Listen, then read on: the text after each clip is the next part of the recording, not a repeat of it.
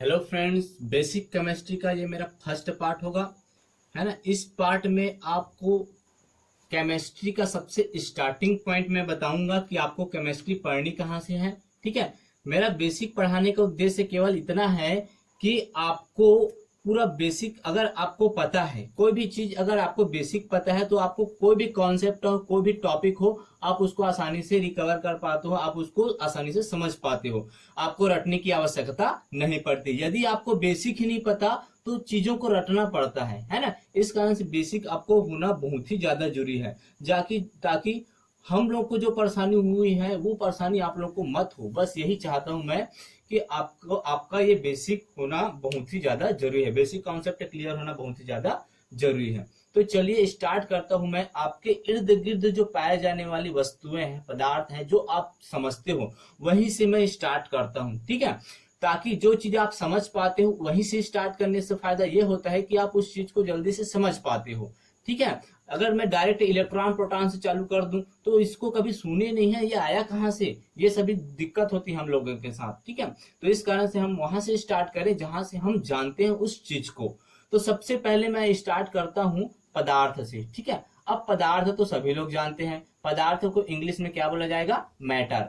इसमें हिंदी मीडियम और English medium दोनों विद्यार्थियों के लिए है। आप हिंदी वाले हिंदी में समझ जाएंगे, इंग्लिश वाले इंग्लिश में समझ जाएंगे। तो पदार्थ को इंग्लिश में क्या बोला जाएगा? मैटर। अभी देखो, पदार्थ तो सभी लोग को पता है। पदार्थ क्या है? पदार्थ वह वस्तु या वह है जो स्थान घेरता हो, जिसमें क्या हो? द्रव्यमान हो। द्रव्यमान यानी क्या होता है? भार होता है। और जो क्या हो? स्थान घेरता हो। ठीक है।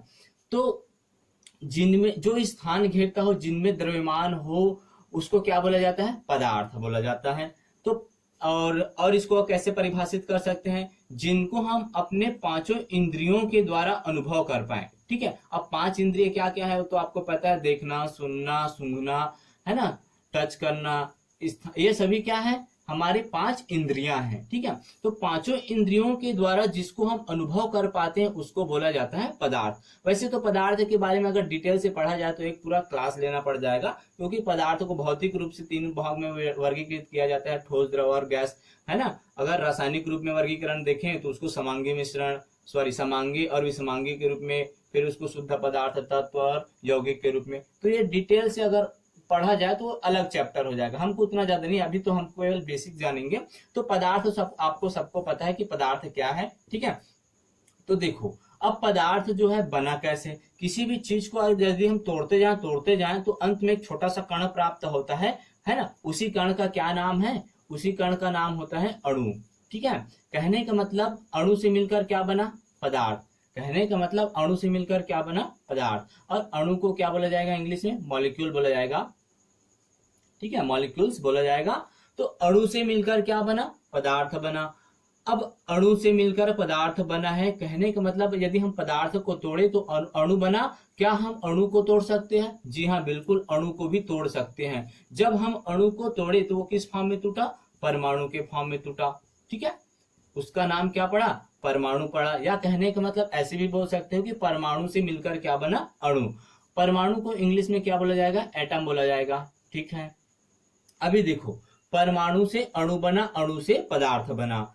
अभी यहाँ पे ध्यान देने वाली बात यह है कि जैसे कि बायोलॉजी वाले स्टूडेंट को अभी पता होगा कि हमारे शरीर की संरचना कैसी होती है। हमारे शरीर या किसी भी जीव की सबसे छोटी इकाई क्या होती है? सबसे छोटी इकाई होती है कोशिका, जिसको इंग्लिश में सेल बोला जाता है। कोशिका, कोशिका से मिलकर क्या बनता है? उतक, उतक से अंग तंत्र, फिर एक शरीर का निर्माण होता है हमारी पूरी बॉडी का। तो इस प्रकार से हमारे शरीर की सबसे छोटी इकाई होती है कोशिका। उसी प्रकार किसी भी पदार्थ की सबसे छोटी इकाई जिससे वो मिलकर बना होता है उसको क्या बोला जाएगा? परमाणु बोला जाएगा। आई होप आपको ये समझ में आ गया होगा। अभी बात करते हैं कि अणु को तो हम तोड़ सकते हैं, अणु को हम तोड़कर परमाणु बना दिए। क्या हम परमाणु को भी तोड़ सकते हैं? नहीं तोड़ सकते। परमाणु किसी भी तत्व का सबसे, या किसी भी पदार्थ का सबसे सूक्ष्मतम कण होता है, जो कि क्या होता है? अविभाज्य होता है। अविभाज्य कहने का मतलब हम इसको और तोड़ नहीं सकते, ये अविभाज्य होता है। ठीक है।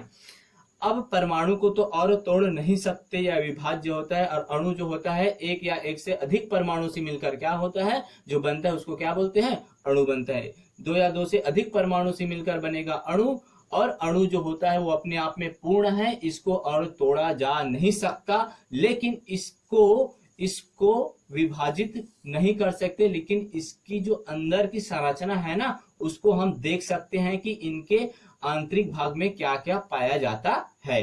ठीक है, परमाणु को हम और विभाजित नहीं कर सकते, लेकिन जब हम वैज्ञानिक लोग इसके डीपली गए ना, इसके अंदर और गए ना, तो इनको कुछ संरचनाएं मिली, जिन कणों के इसमें इनके अंदर कुछ कण पाए गए है ना, उनको हम जानेंगे अभी स्ट्रक्चर के माध्यम से समझते हैं। जैसे कि आप सबको पता है कि परमाणु का आकार कैसा होता है, गोलाकार होता है, गोलाकृति का होता है। तो कुछ पॉइंट है जिसको हम समझेंगे इसमें, कि परमाणु का जो आकार है, परमाणु का जो आकार है वो कैसा है, गोलाकार। अब गोलाकार क्यों है उसको जानेंगे। ठीक है, कि परमाणु का आकार गोलाकार क्यों है उसको जानेंगे फर्स्ट पॉइंट में। दूसरा पॉइंट में हम ये जानेंगे कि परमाणु में कितने प्रकार के कण पाया जाएगा। ठीक है, कितने प्रकार के क्या पाया जाएगा, कण पाया जाएगा, उसको जानेंगे। तीसरा पॉइंट हम ये जानेंगे कि परमाणु का जितना भार होता है ना, परमाणु का समस्त भार जो होता है ना, वो परमाणु के नाभिक में ही क्यों होता है, परमाणु का जो समस्त भार है वो नाभिक में ही क्यों होता है, उसको जानेंगे। समझ में आया? तो इतना चीज हम जानेंगे एक डायग्राम के माध्यम से। वैसे तो परमाणु का एक स्ट्रक्चर पूरे एक पार्ट एक अलग वीडियो बनाना पड़ेगा, उसमें अच्छे से समझा दूंगा, है ना, लेकिन अभी थोड़ा सा बेसिक जाने। तो परमाणु की जो आकृति होती है वो गोल आकृति की होती है। ठीक है, और परमाणु के जो केंद्र होता है, जो केंद्र होता है उसको क्या बोला जाएगा, उसको बोला जाएगा, इसका नाम दिया गया है नाभिक। ठीक है, इसको क्या बोला जाएगा, नाभिक।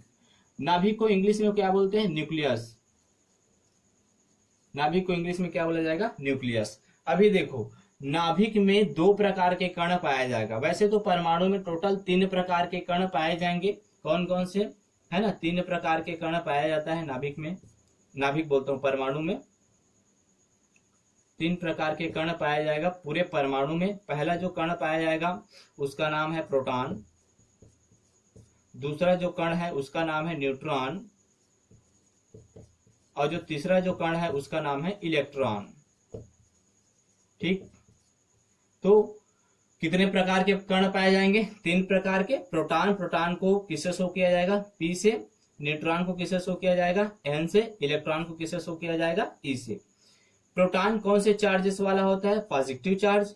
न्यूट्रॉन कौन से चार्जेस वाला होता है, 0 चार्ज, मतलब ये उदासीन होता है, इस पर कोई भी चार्ज नहीं लगता है। इलेक्ट्रॉन कौन से चार्जेस वाला होता है, निगेटिव चार्ज। तो 3 प्रकार के कण पाए गए, किस पर पाए गए, परमाणु के अंदर।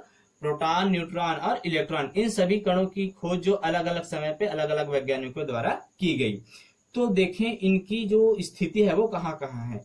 तो जो परमाणु होता है, परमाणु के नाभिक में 2 प्रकार के कण पाया जाएगा। कौन कौन से कण पाया जाएगा, पहला जो कण पाया जाएगा वो प्रोटॉन है, प्रोटॉन। ठीक है, दूसरा जो कण पाया जाएगा वो है न्यूट्रॉन। ठीक, तो प्रोटॉन में पहले बता दिया कि प्रोटॉन कौन से चार्जेस वाला होगा, पॉजिटिव चार्ज। न्यूट्रॉन कौन से चार्जेस वाला होगा, 0 चार्ज। ये न्यूट्रल होता है, उदासीन होता है न्यूट्रॉन, इस पर कोई भी चार्ज नहीं होता। लेकिन परमाणु का भार होता है, न्यूट्रॉन का भी भार होता है, भार मतलब द्रव्यमान होता है दोनों का। और इसके नाभिक के बाहरी भाग में क्या पाया जाएगा, इलेक्ट्रॉन पाया जाएगा। ठीक है, इसकी एक विशेष स्थिति पे एक कक्षा होती है, उस कक्षा में ऑर्बिटल होते हैं, उस ऑर्बिटल के अंदर क्या पाया जाता है, इलेक्ट्रॉन। ये सभी कक्षा, ऑर्बिटल मतलब ऑर्बिटल, इन सबको मैं एक अलग सेपरेट वीडियो में अच्छे से डिक्लेयर से समझा दूंगा, अभी केवल बेसिक तौर पे समझ रहे हैं। तो इसमें 3 कण पाया गया, बीच में 2 कण पाया जाएगा, प्रोटॉन और न्यूट्रॉन। इसके बाहरी कक्षा में 1 कण इलेक्ट्रॉन पाया जाएगा। इलेक्ट्रॉन कौन से चार्जेस वाला होगा, और निगेटिव चार्ज वाला। तो यहाँ पे देखो, यहाँ पे 2 बातें हैं। पहला ये कि परमाणु का आकार गोलाकार क्यों होता है, और एक बात और क्या है कि ये जो परमाणु है उसका विद्युत आकर्षण या विद्युत रूपेण, मतलब विद्युत रूप से इसका विद्युत रूप से इनकी जो आवेश है वो कैसा है, यही बोला जाएगा। विद्युत रूप से इनका जो आवेश है वो कैसा होगा। तो विद्युत रूपेण से इसका जो आवेश होता है वो कैसा होता है, उदासीन होता है। कैसा होगा, उदासीन होगा, न्यूट्रल होगा। अब उदासीन क्यों होगा इसको जानो।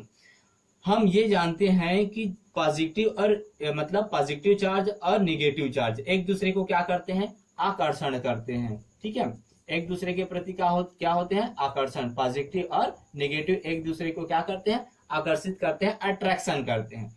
तो किसी भी परमाणु में जितना प्रोटॉन होगा ना उतना ही इलेक्ट्रॉन भी पाया जाएगा किसी परमाणु में।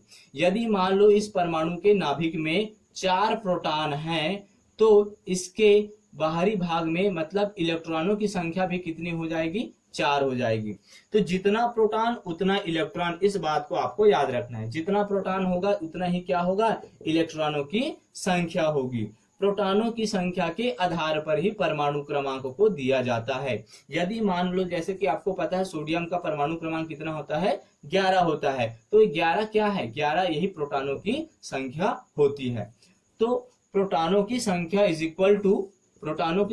इक्वल टू इलेक्ट्रॉनों की संख्या। ठीक, तो इस कारण से ये जो होता है ना परमाणु की जो हम बोले जाएंगे विद्युत रूपेण, मतलब विद्युत रूप से उसका आवेश कैसा होगा, तो विद्युत रूप से उसका आवेश होगा वो कैसा होगा, उदासीन प्रकृति का होगा। क्यों, क्योंकि वो एक दूसरे को क्या करते हैं, आकर्षित करते हैं, पॉजिटिव चार्ज और निगेटिव चार्ज। ठीक, तो इस कारण से ये विद्युत रूपेण से उदासीन हो जाएगा। उसके बाद एक चीज और जो आपको बतानी, तो ये तो हो गया परमाणु आकार भी हो गया, परमाणु में कितने कण होते हैं ये भी हो गया। अब परमाणु का समस्त भार जो होता है वो नाभिक पर ही क्यों होता है इसको जानना है। तो परमाणु का दूसरा पॉइंट है वो क्या है, परमाणु का समस्त भार नाभिक पर ही क्यों पाया जाएगा इसको जानते हैं। ठीक है, तो देखो परमाणु का समस्त भार नाभिक पर ही क्यों होता है, इसका कारण क्या है उसको जानो। तो सबसे पहले हम इसके द्रव्यमान को जान लें कि प्रोटॉन का द्रव्यमान कितना है, न्यूट्रॉन का द्रव्यमान कितना है और इलेक्ट्रॉन का द्रव्यमान कितना। प्रोटॉन का द्रव्यमान बता देता हूँ, प्रोटॉन को P पॉजिटिव से शो करते हैं। तो प्रोटॉन का जो द्रव्यमान होता है वो होता है, आपको याद रखना है 1.6725 इंटू 10⁻⁻24 ग्राम होता है। और जो न्यूट्रॉन का जो भार होता है वो होता है 1.6750 इंटू 10⁻⁻24 ग्राम होता है। ये जो न्यूट्रॉन का जो भार होता है, जो वेट होता है, जो द्रव्यमान होता है, वो इससे कुछ पॉइंट क्या होता है, ज्यादा होता है। ठीक है, अब बात करते हैं इलेक्ट्रॉन की। तो इलेक्ट्रॉन का जो द्रव्यमान होता है वो लगभग कितना होता है, 9.1 इंटू 10⁻⁻28 ग्राम होता है, जो कि क्या होता है, बहुत ही लेस होता है, बहुत ही कम होता है। इसको नगण्य माना जाता है। इसको क्या माना जाता है, नगण्य माना जाता है, नहीं के बतौर माना जाता है। ठीक है, इस कारण से क्या होता है, इतना कम है तो कम होने के कारण इसका वजन जो है नगण्य है, बहुत ही कम है, लगभग 0। तो यहाँ पे क्या हो जाएगा, वजन ही नहीं है। बाहरी भाग में क्या है, इलेक्ट्रॉन में वजन ही नहीं है। जितना वजन है वो कहाँ है, प्रोटॉन और न्यूट्रॉन पे। तो प्रोटॉन और न्यूट्रॉन का है नाभिक पे। इस कारण से परमाणु का समस्त जो भार होता है, जो वेट होता है, वो कहाँ किसमें होता है, इसके नाभिक में होता है, इसके बाहरी भाग में नहीं होता है। ठीक है, तो आई होप आपको ये क्लियर बेसिक जानकारी आपको समझ में आया होगा। इसके बाद जो इसका नेक्स्ट पार्ट बनाऊंगा भाग 2, उसमें हम जानेंगे कि परमाणु के अंदर के कणों की जो संरचना है उसको जानेंगे, और उसमें जो क्वांटम संख्याएं हैं ना, 4 क्वांटम संख्या, उनको जानेंगे। और ऑर्बिट और ऑर्बिटल इस परमाणु के अंदर कैसे उपस्थित हैं उनको जानेंगे, उनकी स्थिति जानेंगे।